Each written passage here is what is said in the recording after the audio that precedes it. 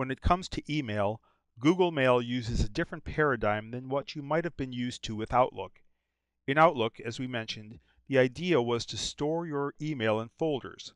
What usually happened is people created a new folder whenever a new email appeared with a new subject, or for a new project, or for a note, or even for a new thought. Basically, the thought process was, I must create a new folder. What usually happened was you'd end up with so many folders that it became difficult to find anything when you needed it. Well, you can end up doing the same thing in Google Mail with labels if you're not careful, but there is a better way. You don't need to create endless labels. The great thing about Google Mail is that it uses the power of search to quickly find your emails. And since it is created by Google, known worldwide for their search capabilities, you're in good hands. All you need to know to quickly find a specific email message are a few basics about searching. Once you're comfortable with searching, you'll quickly be an expert at finding any email you want. To search for email, you simply enter your search criteria in the search field and click Search Mail or press Enter. Creating your search criteria is relatively easy, and in the next couple of slides, I'll show you everything you need to know to get you started.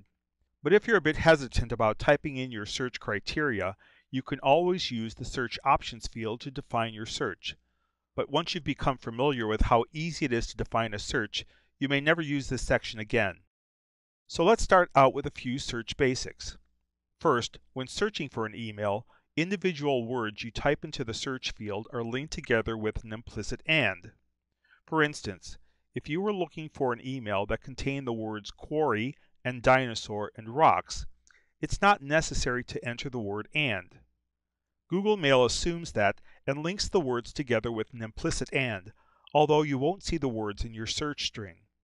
Also, searches are not case sensitive, so you can enter the words in lowercase, uppercase, or in camel case. When you enter information into the search field, all words matter, except for common words like the, a, and for, which are generally ignored. And punctuation is generally ignored as well. For instance, you can't search for the @ symbol or the dollar symbol, but if they're part of the word you're looking for, then you should include them. In the next demo, I'll show you how these search basics work.